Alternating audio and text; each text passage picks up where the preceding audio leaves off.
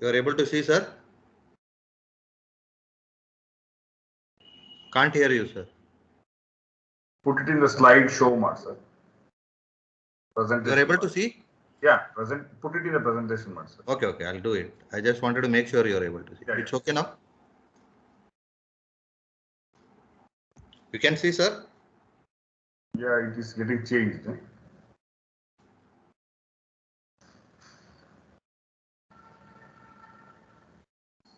You are able to change the slides also, sir?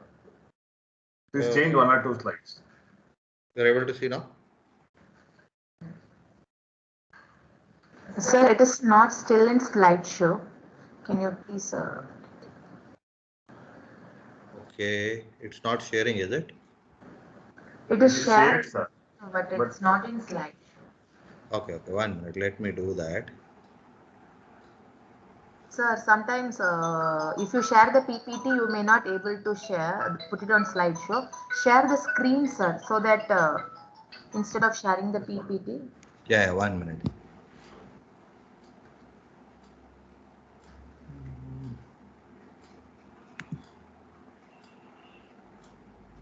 Says open share trade says. Okay. And then you can click instead screen, sir, share screen. Instead of window, you can click the screen.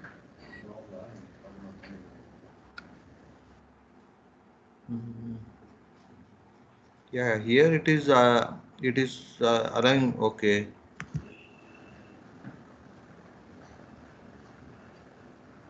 It is asking me to give control. No, sir, no, not required.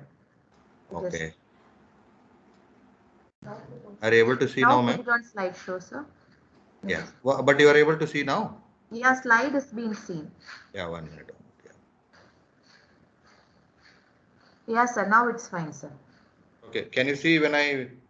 Yeah, we can see, sir. Okay, Sir. okay. First slide, sir. Yeah, okay. Thanks. Sir, 1 minute, sir, we will start.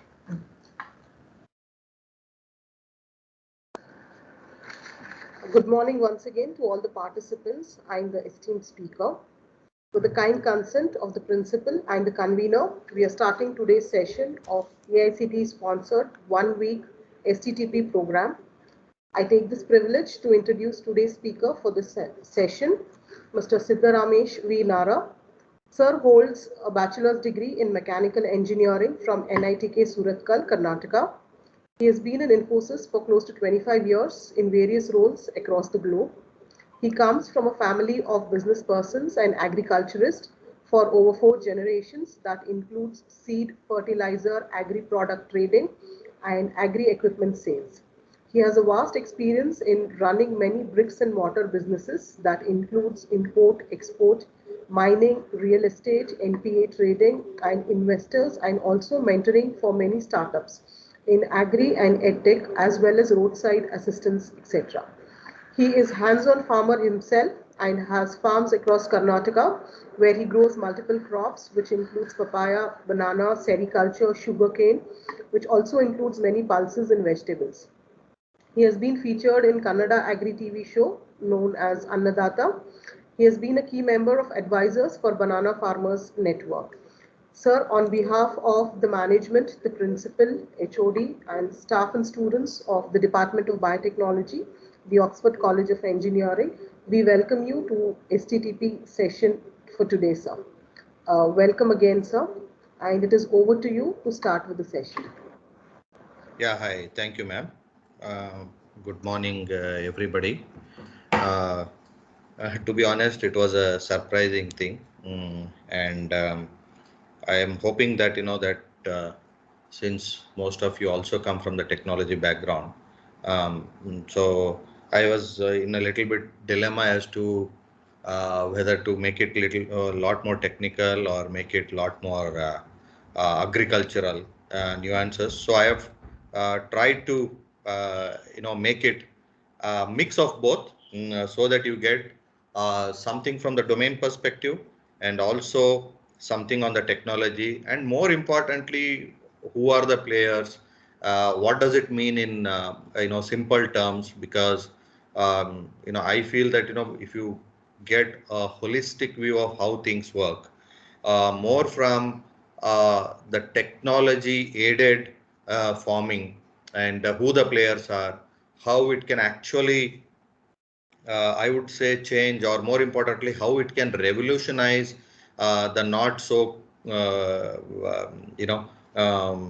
very sought after, a business or profession or whatever called agriculture, right? So feel free to stop me, ask me questions, clarifications. So I think I have tried my best to do in terms of my personal experience, my professional experience in farming. Plus, I read a lot of things, so I get involved with some of these reports that get published. All of those things, right? So those are the things that I try to marry it with the literature or the general theory side of things, right? So, but again, we can do. So what I actually thought doing was, first I just see, not really knowing the background of the audience in detail. What I would like to ask is, so how many of you are very familiar with precision farming? Is that something that that otherwise I'll skip that part if you people are already aware, and if you are not, then probably I would like to just play a small video. What do you think, sir? So we can start out with precision farming itself, because Okay. the audience that we have includes both faculties as well as students from biotech backgrounds. Okay, okay. Sure. So then I think let me just play this one video, right? So it actually gives you a quick background.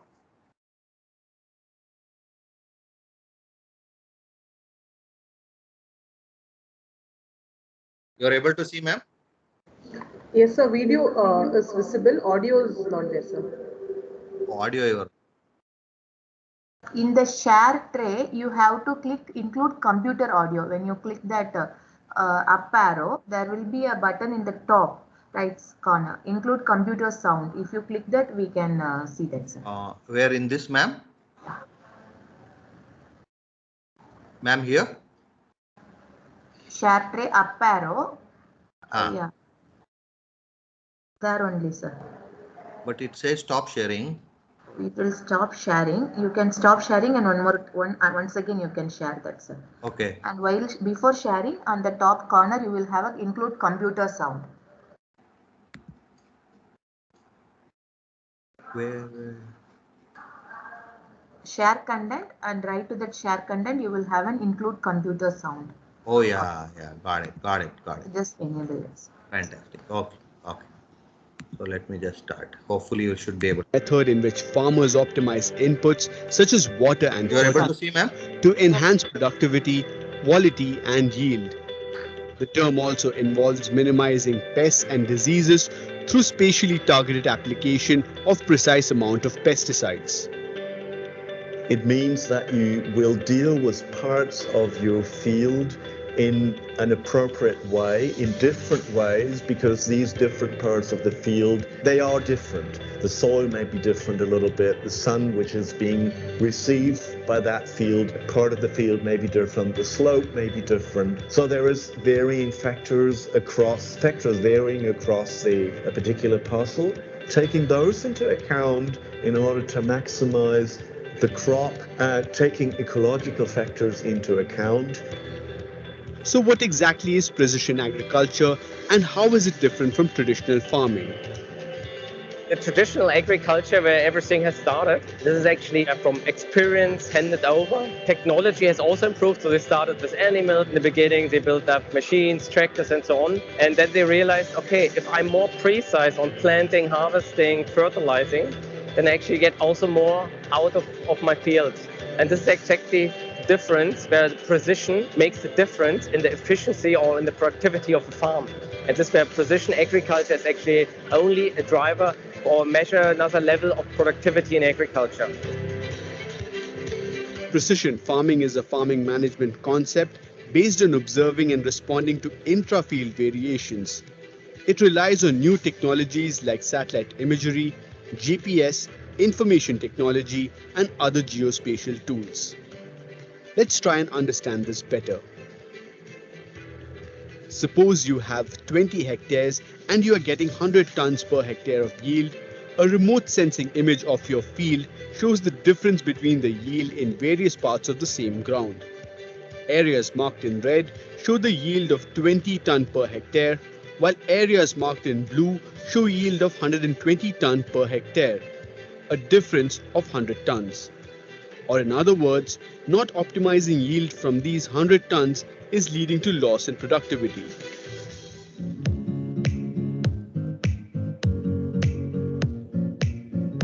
Observing variability in crop is the first step of precision agriculture process. Evaluating all this information together can give you a better understanding of the causes of variability in your farm. Depending on evaluation, you can manage your crop better. Sensors in field measure the moisture content and temperature of the soil and surrounding air. Satellites and robotic drones provide farmers with real-time images of individual plants. Information from those images can be processed and integrated with sensors and other data to yield guidance for immediate and future decisions, such as precisely what fields to water and when or where to plant a particular crop.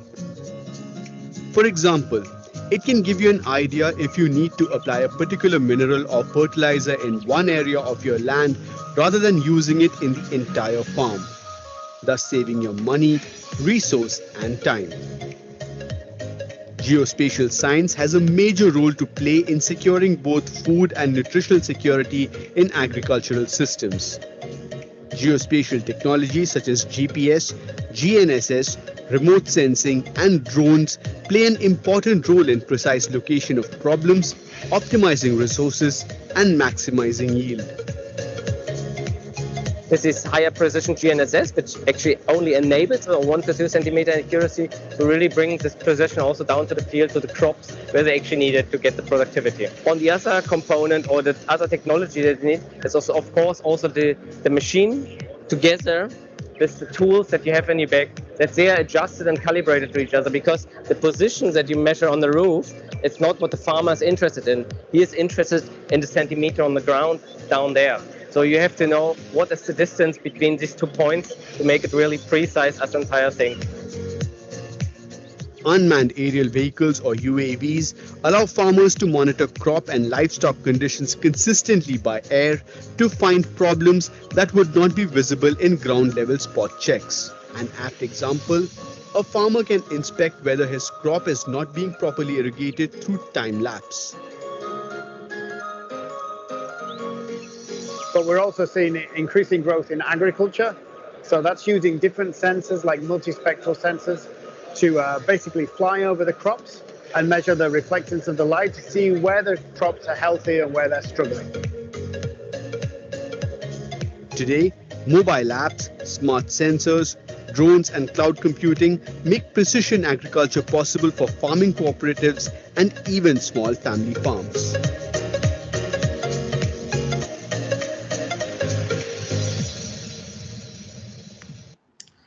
Thank you. I think that is what I really wanted to, show as to where the modern world agriculture is moving towards, right? So you will hear a lot of things about ag tech, which means agriculture technology. You will hear things about some jargons like precision farming, IoT. IoT is nothing but Internet of Things. See, if you are seeing IoT, there are many applications of IoT, right? IoT, basically connecting internet, to the actual technology that does. For example, what you see, automatic switch on and switch off of your lights, music system, or even opening and closing of your parking lot. There are a lot of applications that you can do, and very similarly, we can do that Internet of Things. See, in healthcare, you can actually go and automatically do operations within very intricate parts where you cannot go. So they come in micromillimeter operating procedures and things like that, right? So that is what you actually get in. So then there is another term that you will hear quite often, at least in the new age agriculture. It's called smart farming, right? So smart farming, what it means is precision farming is just one portion of the actual the farming activity per se, but farming activity not alone does everything, right? So you have pre-farming, basically pre-planting, like seed selection, trying to do market analysis, and trying to figure out what were the rates earlier and what it can be now, and to add that what could be the weather conditions, is the crop suitable, and before even planting you will do soil health check, right? Then trying to make sure the pH value, the temperature, the humus content, right, the carbon content of the soil. Lot of these things that you do, it comes before the actual precision farming, right? So, but before you go back and then do so that, and then there are post-harvest activities, in things like warehouse management, warehouse automation, the transportation or the logistics itself, then the delivery of the produce to the customers, be it B2C, which is business to consumer, or directly sending it to the consumer, or B2B, like large hotels, large hostels, large PGs, and big buyers like the retail warehouse, the retail the Reliance Fresh, and some of these big buyers. So all of these things, end to end, you marry the precision farming with a lot of other things, actually means smart farming. So smart farming is a lot more than precision farming, right? So I just wanted to give you a brief of this precision farming. But I just wanted to figure out very common things that that you are seeing today, the typical challenges in agriculture, right? So obviously one very low productivity we see. And if you really look at it, about 60% of our Indian population is engaged in I'm talking about the farmers, right? So they are engaged in farming, whereas they contribute only about 16% to the GDP of the country, right? So there's a huge mismatch. So why is this happening? It's because of low productivity for various reasons, right? If you really look at it, farmers today, they don't take it as a profession. It is a way of life. They don't have anything to do, just like how we eat, sleep, wear dresses. So they think even farming is their way of life, right? So then there is why I am going through some of these. These might be repetition because some of you might already know all of this. The reason is, there's a reason why I am talking about this, so that you can connect how the modern agriculture can actually solve quite a few of these problems, right? Then there is a harvest and post-harvest losses. It is about 95,000 crores per annum in India, right? While our agricultural budget itself is 35,000 crores per annum. Can you imagine if you really save post-harvest? I am not even talking about the pre-plantation, the losses in the pre-plantation, like bad seeds, or rodents eating away your seeds, no proper soil testing done, and all of these things. These are pre-plantation. Then there are many losses that happen during plantation, or in terms of not really able to predict the pests, not really able to predict the weather conditions, not really able to predict the nutrient requirements, the fertilizer requirements. And even if you're able to do it, you apply it, one size fits all. Somebody says you have to put 200 grams of urea, 100 grams of potash, 10 grams of this, and not these NPK are the only typical fertilizers that we provide. People don't even know today about micronutrients, right? So for example, even small amount of iron solution spraying to the some of the plants during the flowering stage can immensely improve your production, right? So you are losing many of that, right? And you are losing a lot of money in trying to give the same water across plants. So then you have undulating land where water goes to some plants properly, doesn't go to some plants. A lot of people, and we have seen quite a few people moving to drip irrigation to save water, which is a great thing. But at the same time, even those drips, people think that it can just go in the pipes. They don't even know the topology of their land, right? So some of these things are very important, right? So you will lose a lot of money even in, and productivity gets lost even in such things, right? So those are the actual crop production loss. What I am talking about, this loss is after the harvest, right? During the harvest and after the harvest, in terms of transportation, in terms of rotting that happens, both in, not taking care of right package, or not, very poorly handled this thing. And if you really look at it, our produce is not so good to the international standard. So you lose on export opportunities. Many issues are there. The third thing is very small holdings, making it very difficult for people to purchase in bulk, like the large, the tractors, even a small tractor. Less than 1% of our farmers have tractors today, right? It is the basic thing that you need when you are really facing labor issues. Many people have stopped doing farming mainly because of labor issues, and even a small thing like a tractor or a handheld tiller and things like that is very difficult for our farmers to afford. One, because obviously the land is getting distributed across many people, and reducing the size of the land, and it really doesn't make any sense for people to invest so much when they know that that they cannot get out of it, right? So the return on investment is very poor. The third is changing nature of food habits itself. So if you really look at it, people don't know what the farmers don't know what people really want to eat nowadays, right? So if you really look at it, the food habits of us alone has changed quite a bit from what we were during our younger days to what we are today, right? So when we were kids, probably we had a lot more healthier food, but today things are changing. So you will have to cater to a different set of customers today, right? So their food habits themselves are changing.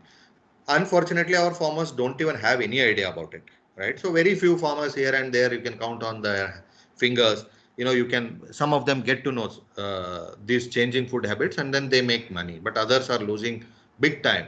They still grow the old traditional way, they still grow the old traditional crop, just because the neighboring fields person is doing this, I'll do this. Then there's, obviously, we have heard quite a bit about the climate changes, right? So leading to extreme temperatures, and obviously yield is going to be affected. So we today don't have any technology or any way of predicting the climate changes, right? So today, if you really look at crop like grapes or a pomegranate, they are very susceptible to even small changes in the weather. Like, if it is going to be cloudy, you need a different spray you will have to do, because it is going to be cloudy, can impact. Or if that a storm is going to hit you, which means if you are in the flowering stage, you might lose the entire flowers, and obviously the produce will go off, right? So some of these predictions are, they cannot even predict. It is all post facto. Once it happens, you are already lost it, right? Then obviously climate changes also impacts pathogens and pests. So it's not just about the crop itself. So for example, there are certain pathogens, if the temperature is high, right? So you can really see some of these pathogens coming out, and then doing a great damage to your crop, right? Like the mealy bugs or some of those things, right, can come out during hot, warm weather, right? So if you really know what it is going to be, the climate changes, you can predict that better. And in a way, green revolution has really led to indiscriminate use of pesticides, fertilizers. It has taken away our native crops, native seeds. The crop diversity has really got battered. People have moved to monocropping, and the soil health has gone for a toss, right? So because what green revolution did, obviously it came with a very positive attitude and with a certain purpose, because we were scarce, food scarce then, and the only way it could improve was through some of these fertilizers. But now over the years, it has really left some of the land not at all arable. You cannot even produce anything in there. It has become like rock. It has killed many useful microorganisms within the soil, right? So what was thought to be, something that was supposed to help has really now made our soil completely uncultivable, right? So a lot of people think that you can grow only on the fertilizers. It's not so. Your soil health, your carbon content of the soil, your humus content of the soil, the microorganisms within the soil, right? I mean, if you really look at it, it's hardly about 6 inches to 1 foot is where the actual nutrition happens. So anything below that, the earth or the soil, is mainly for the anchoring support. So most of your nutrients, the actual soil activity happens in the first 6 inches max. And if you extrapolate it a little bit, maximum up to a feet, right? So those, and that is where we apply most of the fertilizers and the pitching happens. So then obviously groundwater depletion, I think India is one of the worst users of the groundwater. You see the flooding, the flood irrigation that happens, and everywhere you will see, even from canals, people just flood their lands. They don't use the water properly. If you look at it, India uses more than US and China combined put together, right?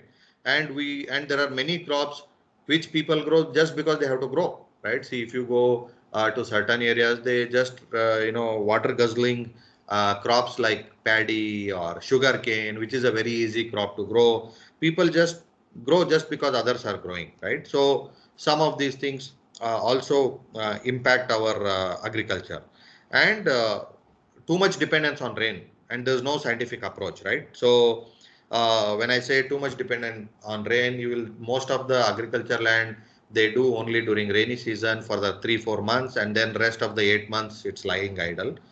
We don't know how to use the water. I mean, obviously rain, if it happens, we get a good crop. If it does a crop, otherwise we lose the crop, and then the farmer loses money, right? And obviously we are not using technology, and we produce less. Our farm productivity is one of the lowest in the world, and we don't even produce quality produce, right? Because we don't apply technology, right? So those are some of the issues that I think most of them, all of us are aware. So what are the ways, right? So what are the ways to how to mitigate some of these risks? Collective farming, right? Land renting. You can actually take a larger piece of land, or you can have collective cooperative farming of certain area where you can all pull in money, and then either you can purchase the equipments, the agricultural tools, or you can actually make it renting. And some of these, as we go forward, we'll see how the new technology is helping farmers do it.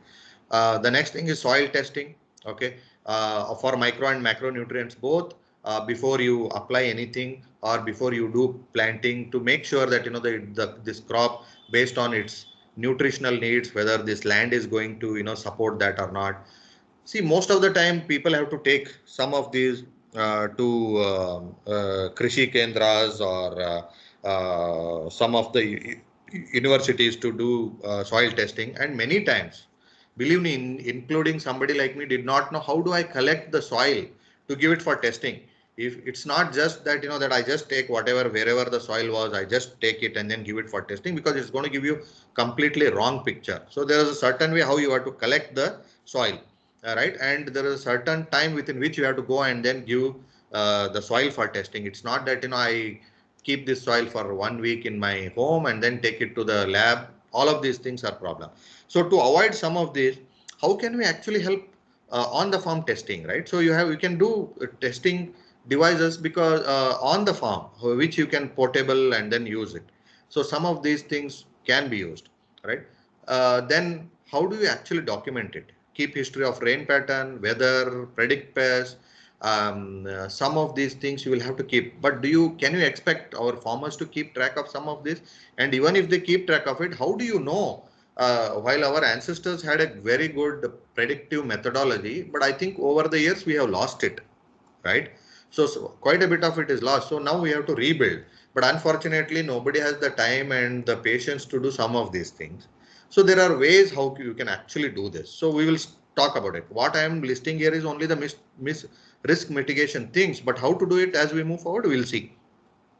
Then obviously precision farming, we saw a video on that. So, basically collect information through aerial survey, remote monitoring of fields, remote monitoring of fertilizer content, remote monitoring of the pest that might be affected, remote monitoring of what are the nutritional needs in certain area. If you saw that video, it actually goes and even to 1 centimeter level, it is able to actually survey your land.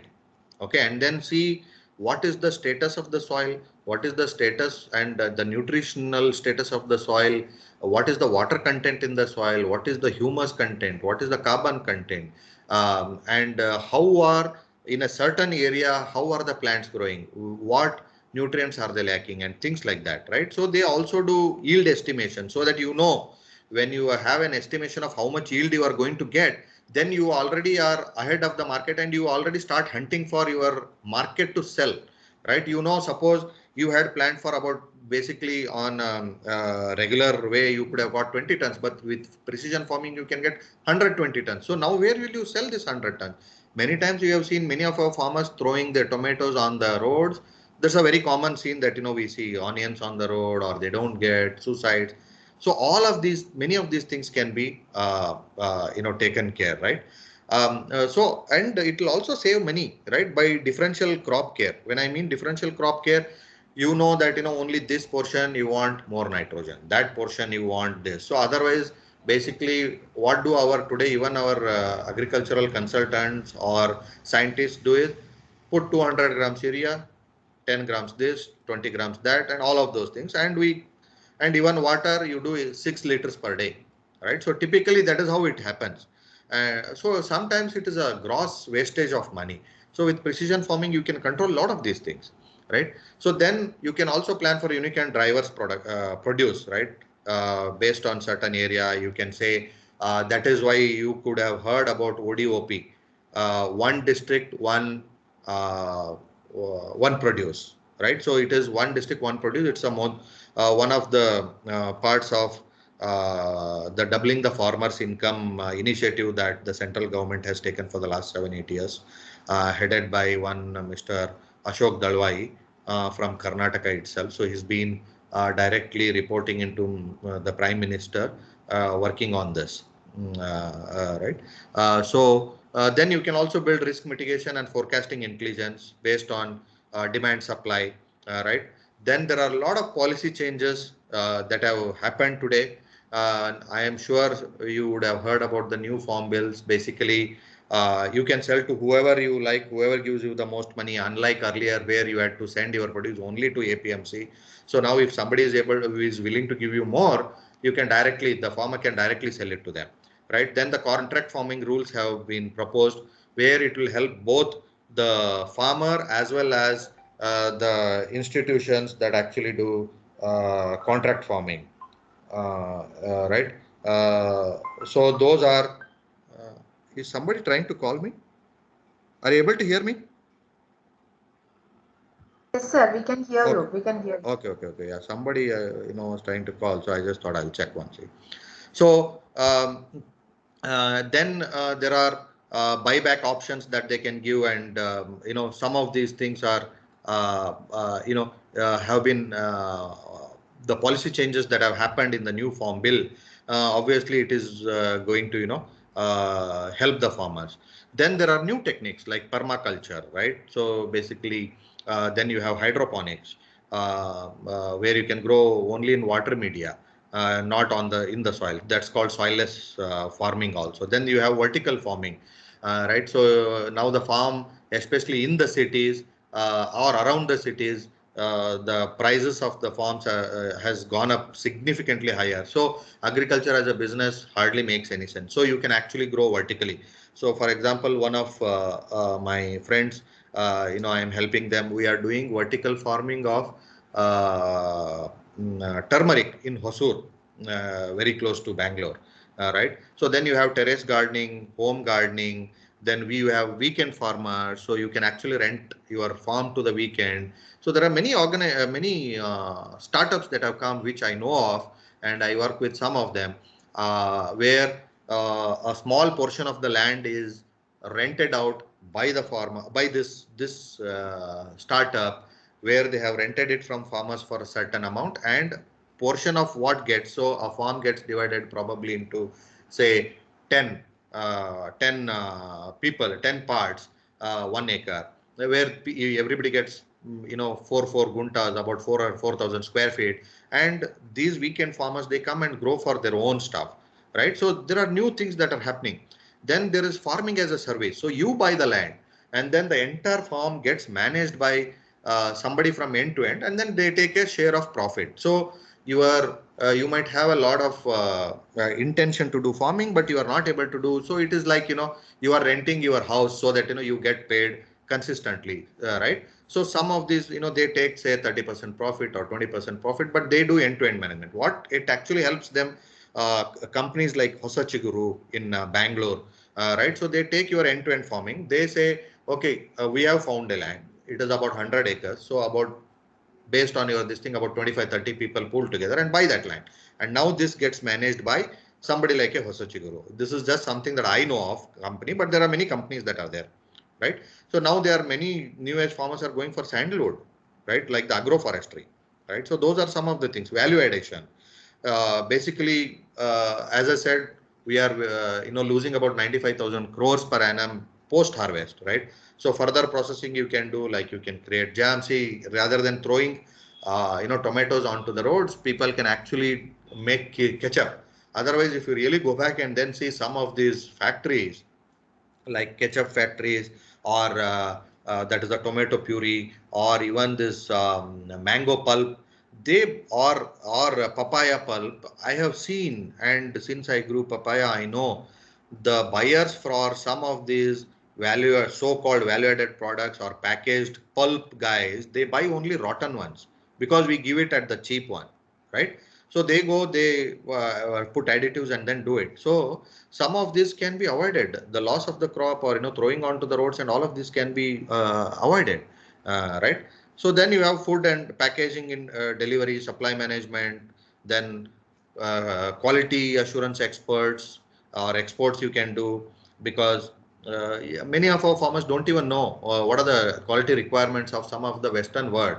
And most of I will tell you, 99% of the crop that we grow today in India will 100% be rejected if we try to export it to other countries, especially the Western countries. You can try and export some of our Indian crops produced to Middle East. Obviously, Africa is not going to buy from us because they are themselves able to cultivate at a much cheaper rate. They themselves are able to export. But the indiscriminate use of pesticides, fertilizers, and all of these things without knowing anything, they will not even eat our produce, right? So because we know only this. So now that is why I think these are the risk mitigation. How we can actually mitigate this risk? So let's watch one video. That is where your IoT comes into picture, right? So just like what we. Through my online store alone, we've sold over $500,000 worth of spices. That's so crazy. Digital technology such as the Internet of Things is driving change in agriculture. So, what is the Internet of Things and what does it mean for farmers? The Internet of Things, or IoT, refers to devices or things that are embedded with a sensor so they can measure and transmit data via a network.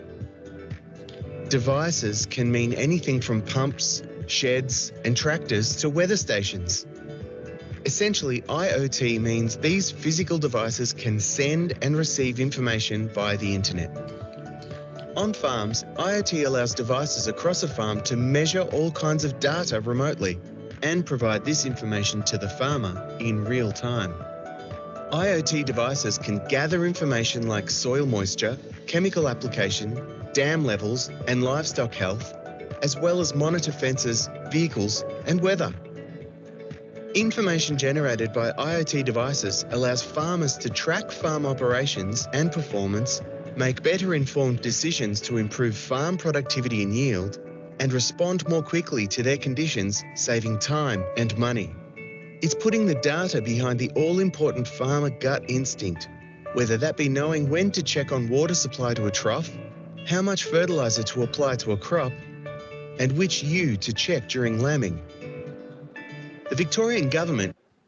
Yeah, so this was just a quick snapshot of what IoT means. But if you really look at it, we looked at what are the challenges we know and what is the risk mitigation we know. And we know that IoT and the precision farming can solve quite a bit of it, right? But really, do you think that our farmers can see? One is you can have the best technology, you can have everything, but the real application happens only if it becomes affordable, right? Unless it becomes affordable, nobody is going to buy any of this, right? So if you really look at it, I'll just talk about these three biggest challenges that that we see in IoT, right? So IoT is all cool. It can be done. It'll go. If you really saw the first video we saw, it'll go measure everything. You need drones. You need so that you need very sophisticated systems. You need internet connection, and you need people to have money, right? See, for example, let's go one by one, right? So if you really look at it, the technology or the hardware itself is quite expensive. For example, if you want 5 sensors, right, it will cost you anywhere up to $5,000 to $8,000, okay, which turns out to be about 3.5 to almost about 6 lakhs, and that is only talking about only 5 sensors, right? So with 5 sensors, will you be able to cover the entire land that you might have? Probably not. You might do about 4 to 5 acres. Even you may not get the complete picture, because within an acre, the land, the chemicals or everything can vary, right? So what is the solution for some of this, right? So you can actually do drones, right? The drones can go over your farm and measure it, and then give that data. And drone is, I think you can get it in 40,000-50,000 rupees. You can mount some of this, and it can within 15 minutes it can really get some of this. But if you really look at it, there are certain issues also with the drones. One, obviously, technology. The second thing is the government defense services says you cannot fly drones and things like that. So then you can actually put helium balloons, right, and then mount some of these sensors onto those. And for example, in countries like India, you can have you can mount it on a scooter and or a two-wheeler, and then take it across your farm, and that will really gather some of this data. So there are certain ways how you can actually do this. Then if you really look at it, what about the internet? Because you need a lot of internet to interact with the cloud.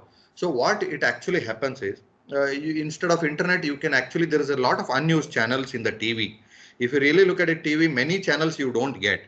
And in remote areas, internet, Wi-Fi and all is very difficult to get. Forget about India. Even in countries like the US, Western world, where you will find everywhere, they have challenges in the internet bandwidth, right? So how we can solve some of this? For example, Microsoft has built something called white spaces in TV, right? So if you see some of the TV channels that you change, a lot of that you will get blank. But that this thing, you can, that spectrum you can use instead of Wi-Fi, and that spectrum is anywhere 4 to 8 times faster than the Wi-Fi, right? So it solves your problem. So they have something called FarmBeats. It's called FarmBeats, is one of the Microsoft products, right? So you can use, obviously we know all channels. So you can be watching say a sports match on say channel 7, but channel 8 you could be transmitting a lot of this data or collecting a lot of this data, right? So that is one solution, right? How you can beat. Then you also have okay, once you collect this data, real-time data, for example, if you fly a drone for about 15 minutes, it can produce 1 GB of data. So if you don't have good internet, and where is this GB of data? It is in the middle of the farm. And if you go to the Western world, the farms, the minimum size will be 100, 200 acres, unlike here in India, right? So some of this data, 1 gigabyte within 15 minutes, how will they transmit it? Because I'll give you a simple example. The IoT can help you with farm, for example, even livestock management. It can track where your cattle is, where it is there. If you want to send this data, come back home, you upload this data at say 1 MB speed, and then process the data and come back with an answer. It will take you for 2 days. The cattle might have drifted away anywhere in 300-400 acres, right? So you have to have a real-time data. And if you can't do that, how do you do? So now there is a connectivity. So there are certain programs. The drone can come, fly in back to your house within the farm. And then there is a product that actually you just upload it to the computer. So what happens in the cloud, it can happen on your desktop or a laptop, which is very easy to do.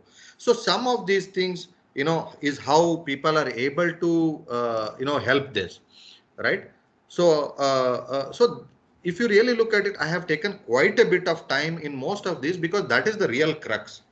What you see in the next few slides is mostly analysis data or analysis. So, am I able to, make things clear on what is precision farming, how technology can be used, what is IoT? Any questions, Yes, ma'am and sir. sir? Is that in the right direction that people wanted to understand? Yes, Or sir. wanted to know? Yes, sir. Okay. I don't- Okay. Yeah. So basically, executive summary, I think you will see a lot of this repetition, right? So I'll move a little bit faster. I think we talked about rising input cost, acute labor shortage, low farm income. But if you look at on the other side, government policies, I think we saw the farm bill, the controversial farm bill. Then there is a 7-point agenda that aims to double the farmers' income by 2022. Then you have seen many things about policy change in terms of MSP, right? Then IoT adoption, and a lot of funding is coming into agricultural research by the government. So some of these things are happening, right? So obviously IoT, as you saw, it can solve twin challenges of productivity improvement and profitability, right? Because even though you produce get a good harvest, but if you don't know where to sell, how to sell, which the IoT and the new age or smart farming can help you, right? So it is of no use. The high productivity can become a curse because you can't transport. You will still not make money even if you produce, right? So then you have seen about there is a IoT adoption index that our NASSCOM, the nation's highest IT, I would say, organization has come up with, right? So there are ways how you can see many of our farms can actually put this, and then based on certain parameters, you can see how good your IoT adoption is, right? So then obviously tech-driven self-sustaining agricultural transformation, right? Because you need an entire ecosystem. See, precision farming alone cannot solve your problem. It can give you good produce. You don't know the market linkages. You don't know B2B linkage. A lot of these things you cannot know, right? For example, cluster development you cannot have unless you have end-to-end knowledge, right?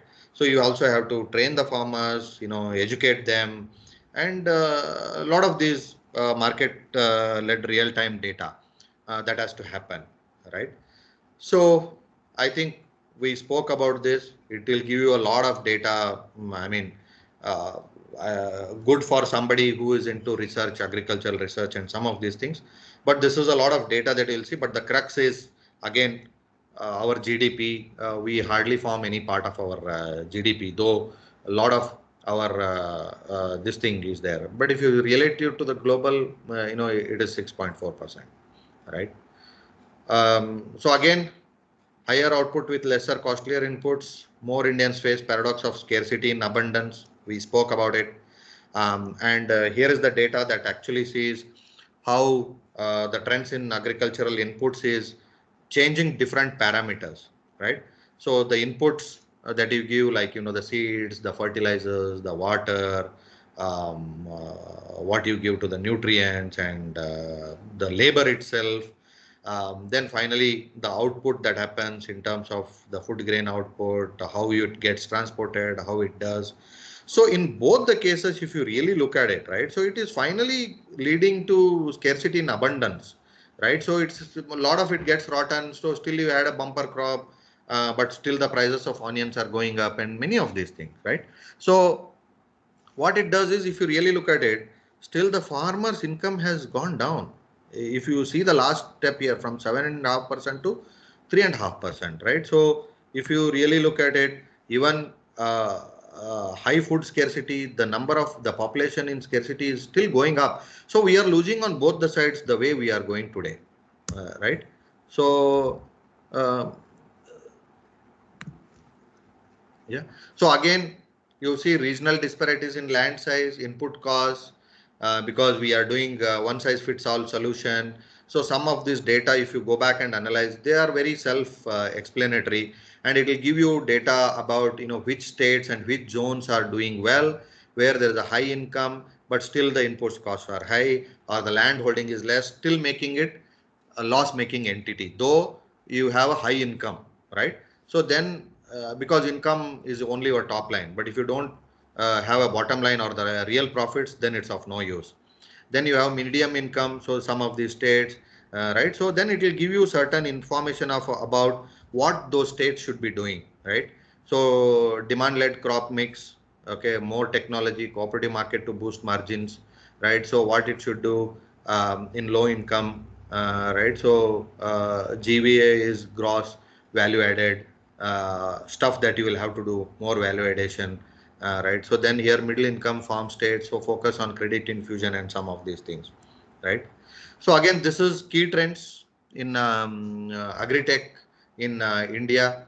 Agri-tech is make in India for the world. So we have a lot of opportunity where we can do a lot of these things which the world can adopt. If your technology and things work in India, I'm 100% sure it will work excellently in other countries.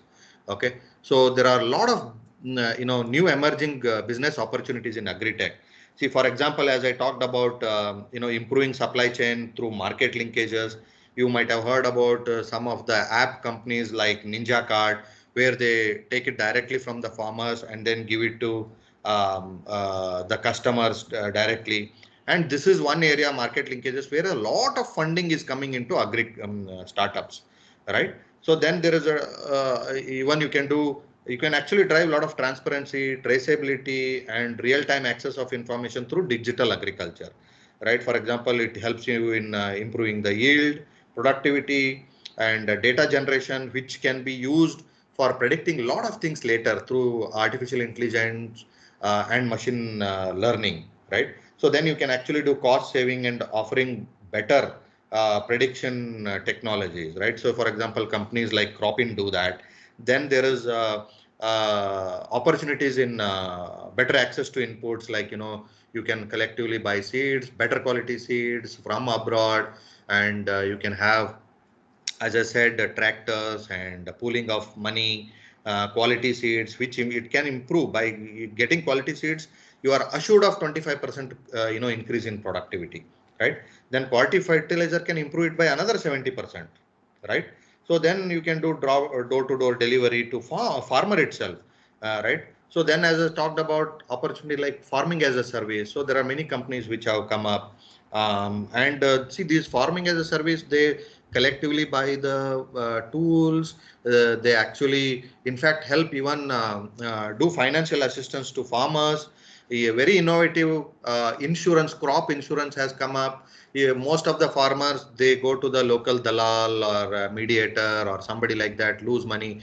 They borrow it from the guys who actually sell you fertilizers and seeds and all of that, finally end up selling their land to them. So now there are many, like Farmart or Jai Kisan. Some of these have come up with very intelligent and much more benign way of financing to our farmers, right? So then there are things like Farmgate, delivery of inputs to the microprocessing units. You would have heard about food processing organized FPOs, or the small local mandi, they call them. which breaks the shackles of the APMC, the dreaded APMC that that we see. Then obviously cold chain and warehouses, right? So with IoT, you can actually monitor warehouses or the greenhouses, because the IoT can keep on checking your nutrient levels and your humidity, your wind, your temperature, your because there are certain crops like floriculture where you have to only give mist of water, because you can mimic the Coorg or the hill station, the environment within these greenhouses, right? So then finally, at the end of the day, market access, right? So some of these opportunities in every way can help farmer empowerment, right? So some of these things are big opportunities for many of the youngsters and the startups, right? Obviously, many Indian companies are looking for exports. Then if you really look at it, you are seeing a lot of public-private partnerships. They are slowly coming together. FPOs is a very good example, right? So there are many states which have come out with very good policies. For example, Karnataka technical know-how. Then there are subsidies that have come up with. So then there is Andhra also, Andhra and Telangana doing well. Even Delhi government or the Punjab government. So they have also done some good things, right? So see, it is a chicken and egg story. If there is no funds that is coming into startups, there won't be better technology improvement. So it is a vicious cycle that people get into. And B2B, as I said, so many export companies can buy from you, hotels, hostels, then large retail houses which are moved into, for example, the Reliance and many of these other people who buy pulses and things like that, right? So again, opportunity, as I said, processing and exports, resource maximization. With limited inputs, you can actually get maximum output. Then the digital infrastructure we spoke about, streamlining the supply chain, stakeholder, the farmer, the farmers get empowered, the local public gets empowered, the FPOs get empowered, the government is empowered. So a lot of these, players or the stakeholders that come in, they all get, empowered. And even farmers themselves will have a lot of time. And now with a lot of scarcity in the labor in agriculture, these could be, very helpful.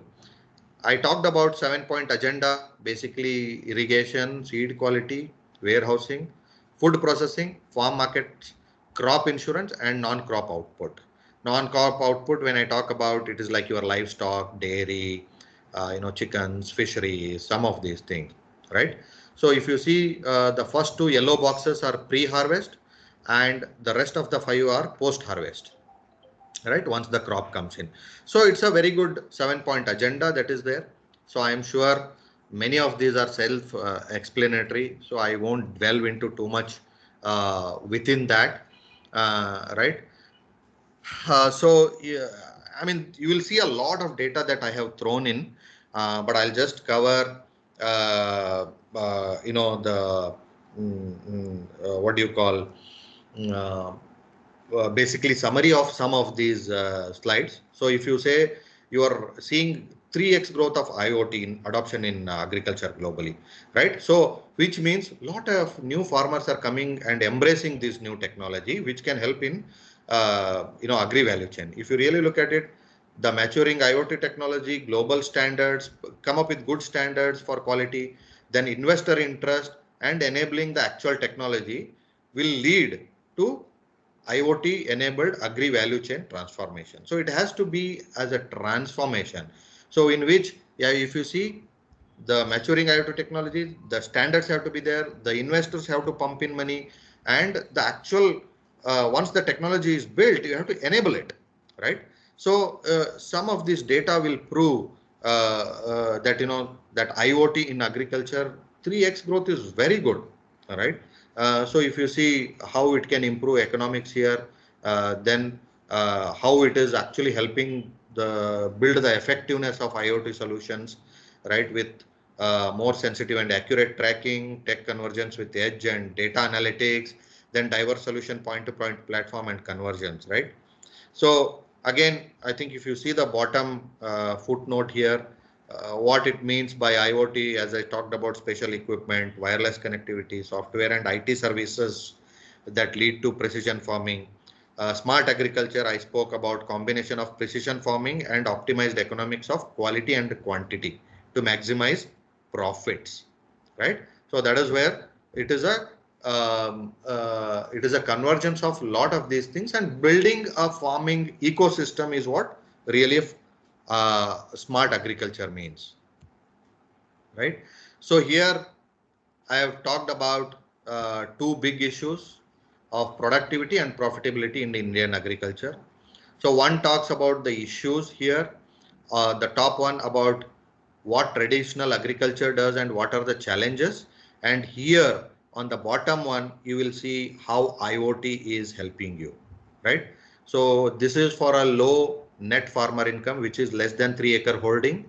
And here high input cost, low yield per unit per land, right? So what you can do, how you can improve yield per unit on cost basis, okay? And here profitability improvement. So we have given you both the sides of what it actually happens with the traditional agriculture here and what happens if you do IoT, right? So again, what are the things that IoT will enable you to help overcome some of the issues with the traditional agriculture that we are seeing here?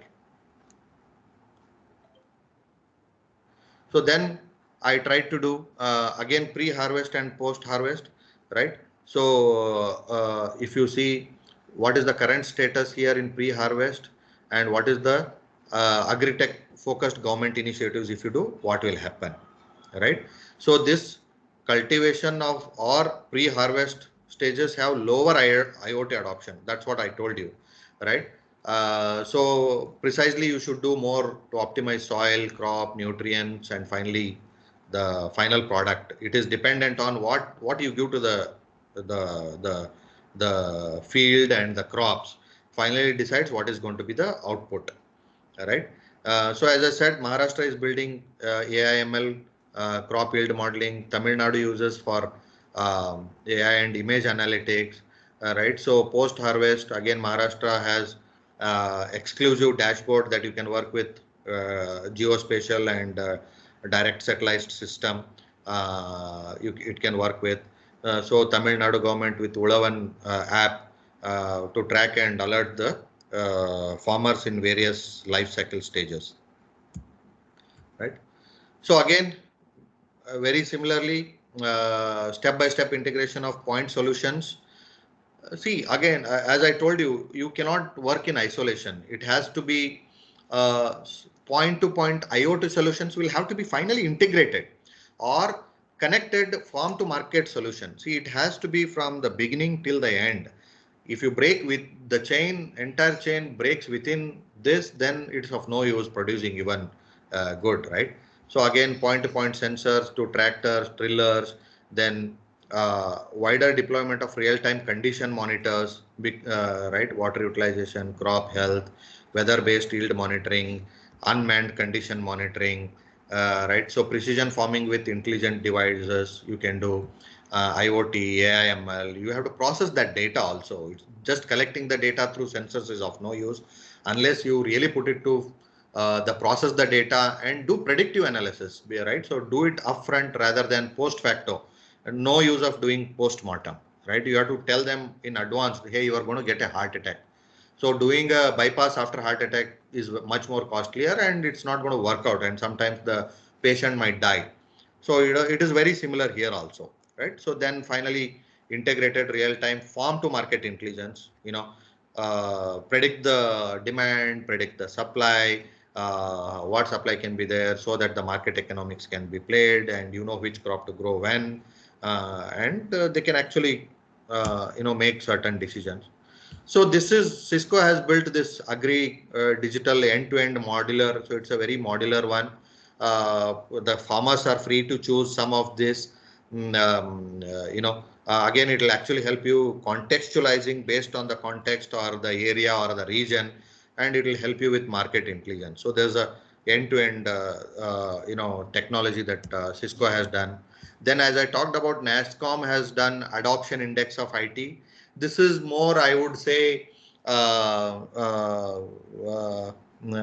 do I say? It is more not really economical. It is for us like professors and these people. So it is more helpful for them how to really see and assess the farmer scientists or the agricultural scientists. They can use some of this within their area and then predict based on some of this. It's a weightage given on different parameters that is needed for IoT adoption, like the awareness itself, then the usage of those awareness, then the benefits of usage and mainstream adoption of timeline.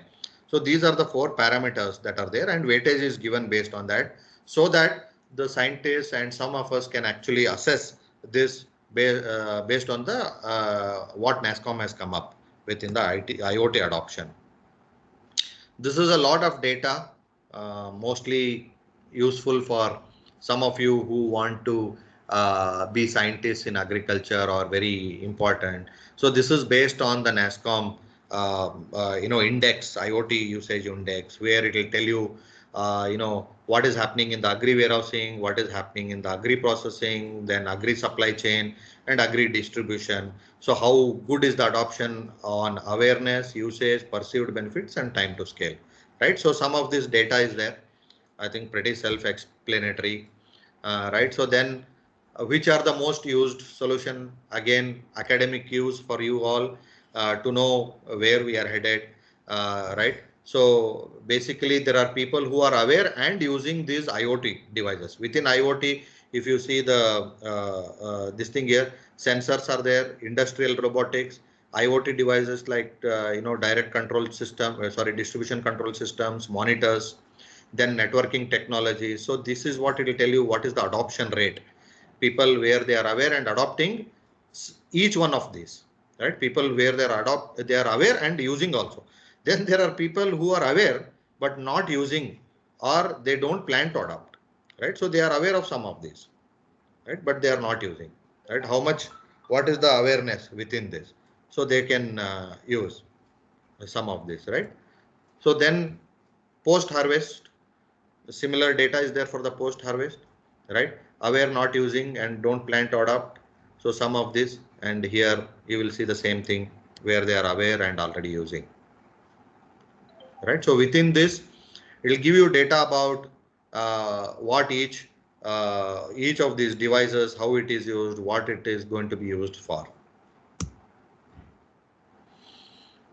Yeah, so again, I think we've spoken about a lot of this information, so it is.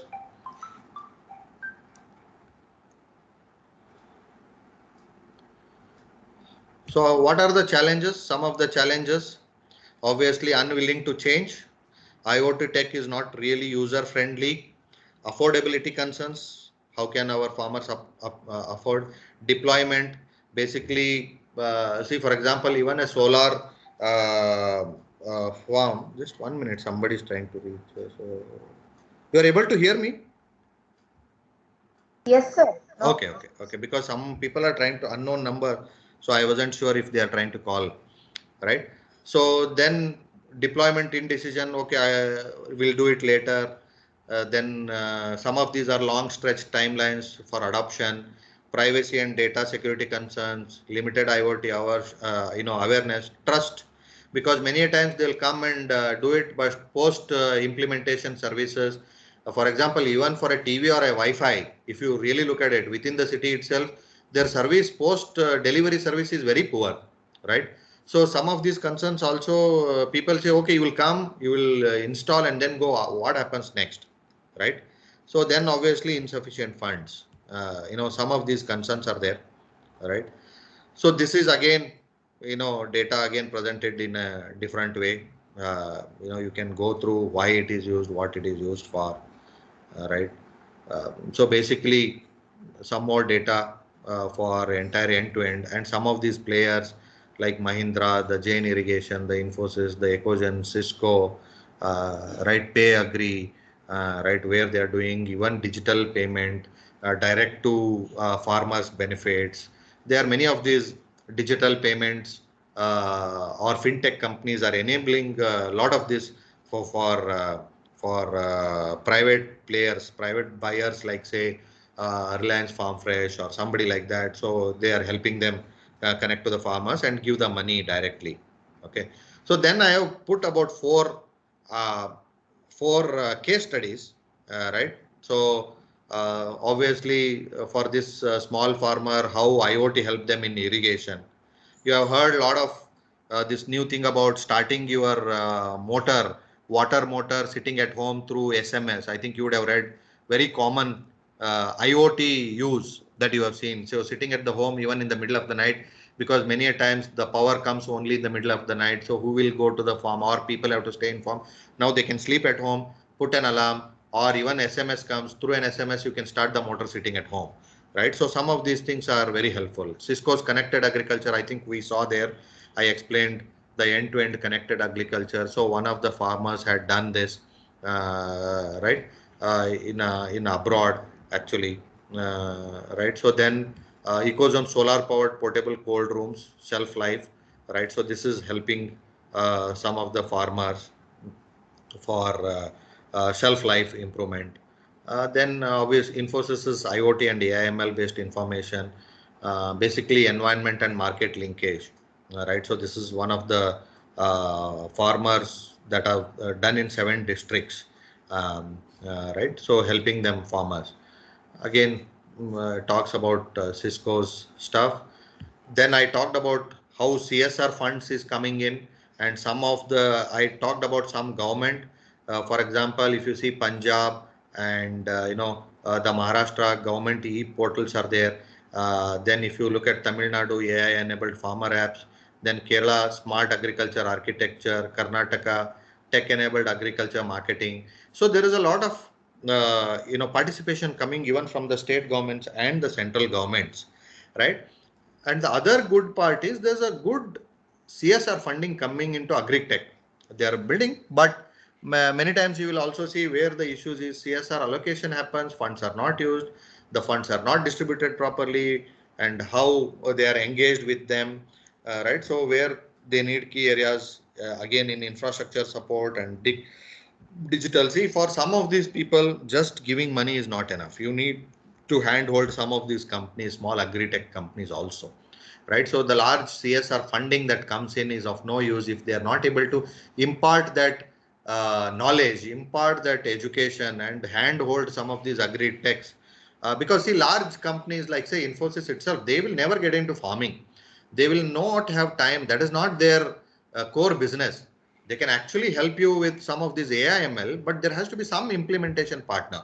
They have to partner with say FPOs. They have to partner with local small time entrepreneurs who will take these solutions and actively implement it, or they go to some of these say fertilizer shops and then help them disseminate this knowledge because they are in touch with the farmers directly. See, some of this will have to be done, and many of these companies are ready to see, because all of these companies have to set aside 2% of their profit for CSR, right? So that some of the CSR funds can be routed for helping the agriculture. So those are that are there. So then it talks about Karnataka is one of the most effective technology interventions in agriculture, marketing, and farming equipment, right? So it gives you quick this thing about 2019, right? So it talks about IIT-enabled drip and sprinkler irrigation, agri-tech startups for farm mechanization, direct to farmer market facilitation is what the state government is doing. Rashtriya E-Market Services, REMS, I think you would have heard of it quite a bit. Then crop advisory for market pricing apps, which crop is going to get how much, what is the output. So some of these are there, but the real issue is many of our farmers are not even aware. And even if they are aware, they don't know how to use. And the worst part, they are aware, they know how to use, they don't use. So there are various issues that are there, right? So then there's a lot of data that I have thrown in based on what is happening with some of these agri-techs, what are the different technologies, very academical in use, right? So for example, who is ready to use IoT, farmers, production, harvest, post-harvest, processing, distribution, B2C, right? So as I said, the key observations is very important. Usage is limited only to simpler IoT technology, right? Interest from end users, farmers is unpredictable and dependent of investable surplus that is there with them, right? So these are also some of the key observations, which is one way good and one way bad, right? So then post harvest, similarly, what is happening, right? So who is ready to engage, and who is ready to serve, which sectors within farming ecosystem does it solve? So again, a lot of data that is there. See, if you really look at it, again, I want to say that the ecosystem is a lot more important. None of these can work in their isolation. For example, tech solution providers, who can give you low cost, open source, cloud-based platform solutions, develop modular integration applications, build internal business case and COEs to help agricultures, right? That is what is the role of tech solution providers. Then you have agri-tech startups. As I said, somebody like Infosys would come in tech solution providers. So it actually pivot and collaborate with the farmers, establish local presence, as I said, or clusters, right? Then pivot these in certain verticals, say for example, Arcanet farmers. That is a vertical that you can create, or broader, say pest management becomes broader across the spectrum of crops, right? So then you have agri enterprises, right? So connected agriculture foundations, like global standards you have to do, so that farmers across the world is aware what are the quality requirements, quantity requirements, shape, size, weight, pesticide content within the crop, all of these. Then they should be the ones who have to invest in low cost, high speed wireless, because if you really look at it, sensing technologies or the data aggregation and the coming back, real time monitoring of it, real time data access to make real time decisions, a lot of it depends on some of this wireless technology, right? So some of these agri enterprises should actually own up. Then you have to mobilize CSR and Digitech funds to help this. So that is pretty much what I had. I know, we had to rush through some of this because we covered a lot of it in the beginning. I have 10 more minutes left, open to question answers, feedback, any of this. I am done, sir.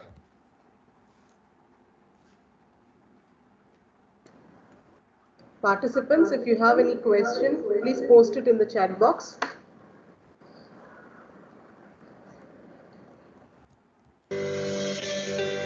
Precision agriculture is a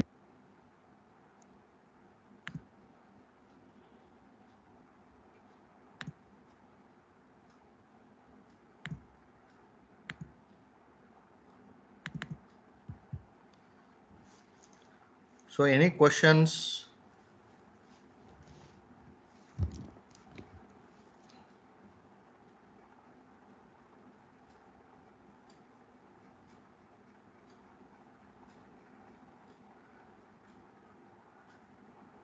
No, I just wanted to, if you don't have questions, I had very few questions. I really wanted to understand, if Manjunath sir and madam, or, the participants, was it really useful? Was it something that you already knew and it was boring? I just wanted some feedback. Sir, it is useful. It is for the biotechnology faculties that we have organized this program. Okay. So of course it is very useful, sir. Okay. Yeah. So there is one question in the chat box. Okay, ma'am. What is the status of IoT in Karnataka? Yeah, see, as I said, right, so I think that is why very specifically I had put up that slide, Karnataka. See, if you really look at it, where is it? Yeah, so Karnataka, luckily, is, I know we don't see that much here, but is in the forefront of IoT usage. As I said, IoT usage has been used for enabling drip and sprinkler irrigation in Karnataka, right? So then it has helped farmers with farm mechanization also. So I think some Krishi Mitra and some of these agricultural this thing. So when I say farm mechanization, it for example, they have given good subsidy also, right, in some of these, and you can in fact go back and rent in some of these Kisan Mitra or farm, something like that is there. So that is there. Then there are, as I said, higher service centers for 9 districts for direct to farmer market facilitation, right? So you are able to, they are able to connect, farmers directly with the market, right? So again, there is another one, REMS that I spoke about. It is a collaboration with agriculture marketing through unified marketing platform, right? So they are helping.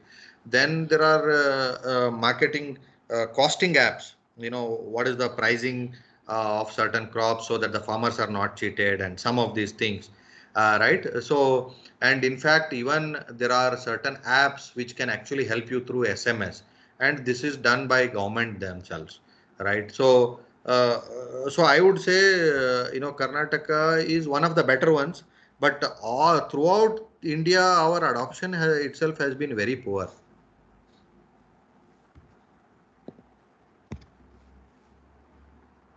How much minimum land area is required to get profit in terms of agriculture?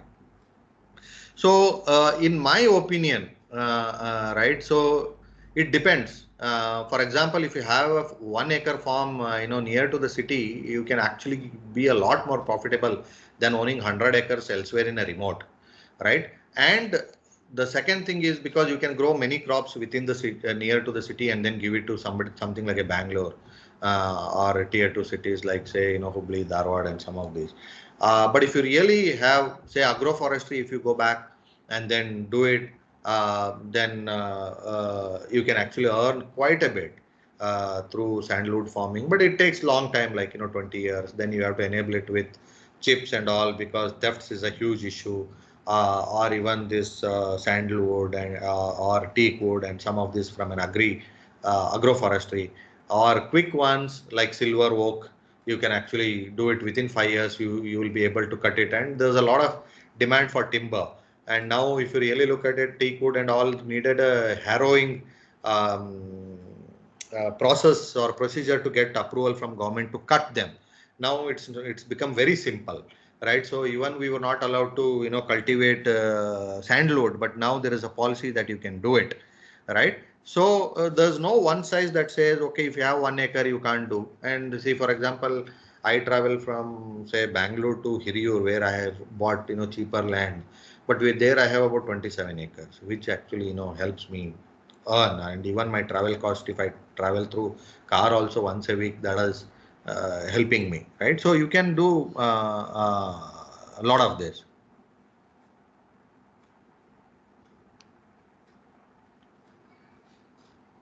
So again, minimum area requires, see, for example, floriculture and all, high value add, this thing you can do it in 3-4 acres also.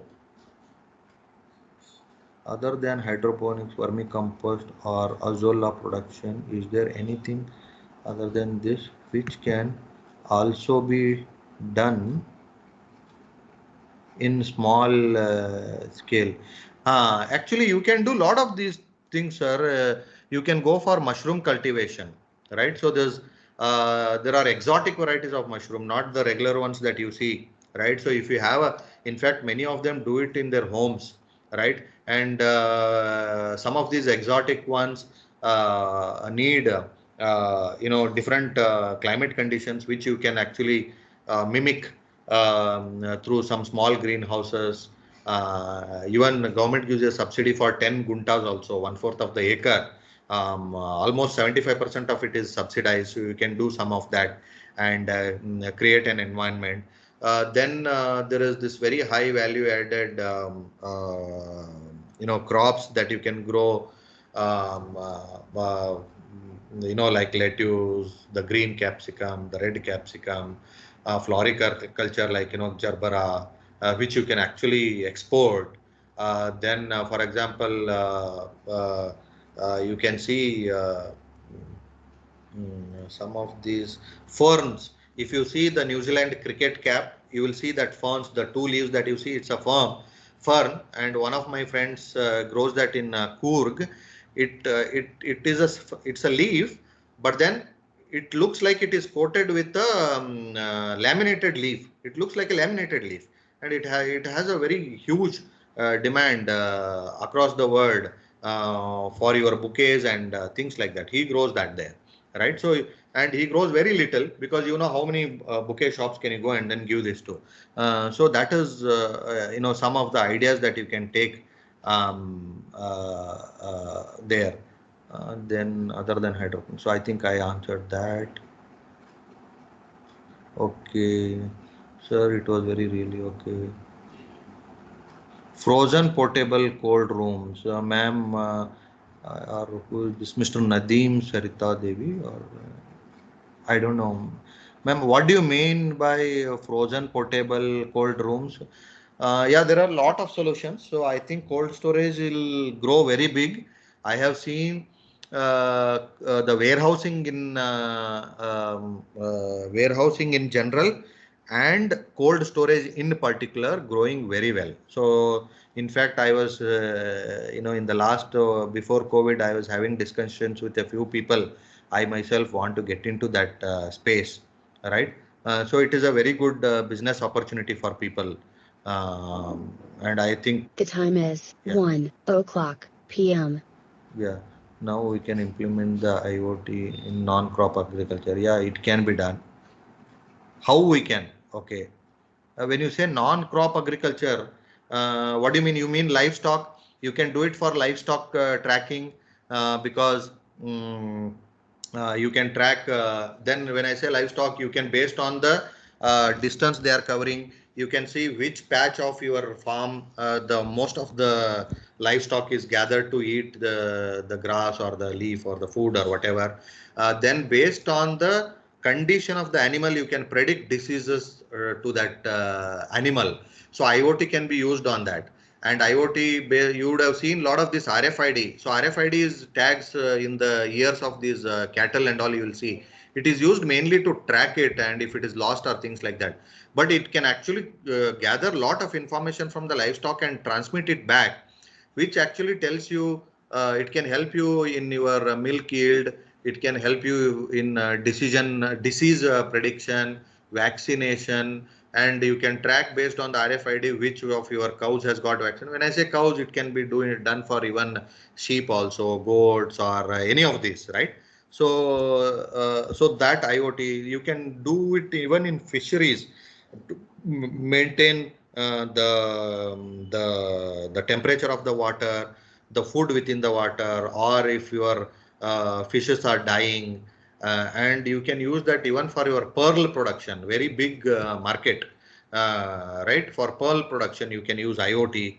So that is very useful. Right. So then what kind of projects can students in engineering biotechnology to improve agriculture production? Projects, there are many, ma'am. I can give projects to some of your team members because I am working with one company called Philo. They are into the same thing, the sensing of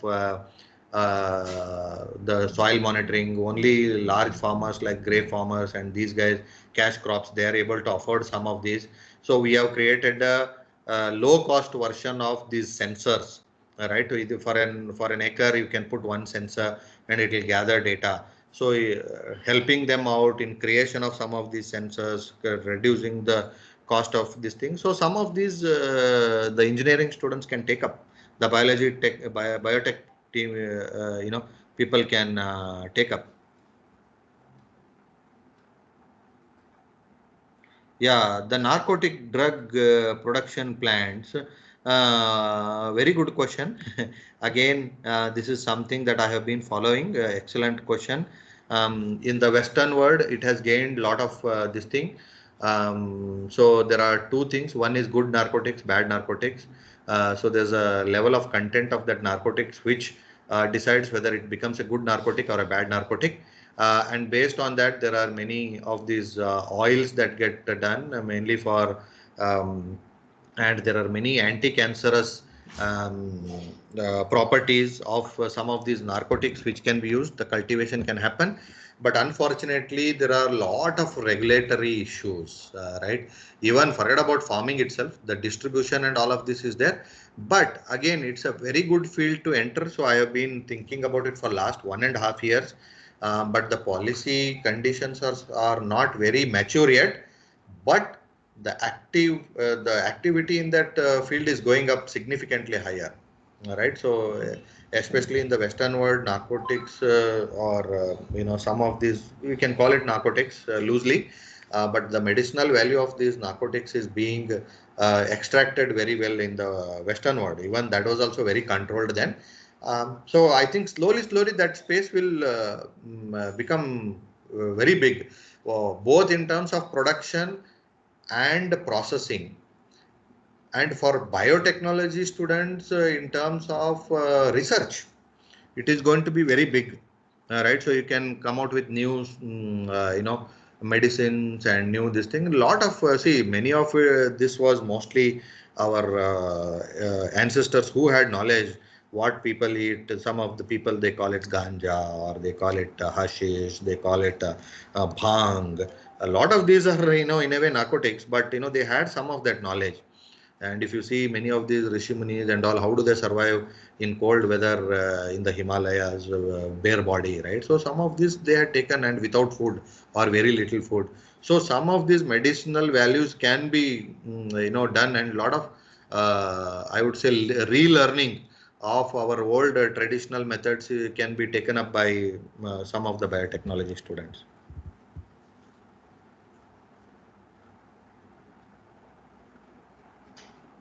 Okay. Yeah, I think those were the questions. I don't know if I missed any question. Those were the questions, sir. Thank you for answering some of the questions.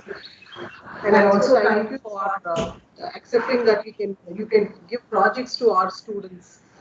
So yeah, sure, ma'am. I think if there is any interest, I'll see how I can help your students and your own faculty. Thank you, sir. Thank you very much for accepting our invitation and highlighting the session. And we'll be looking forward for active collaboration with all the facilities that you have.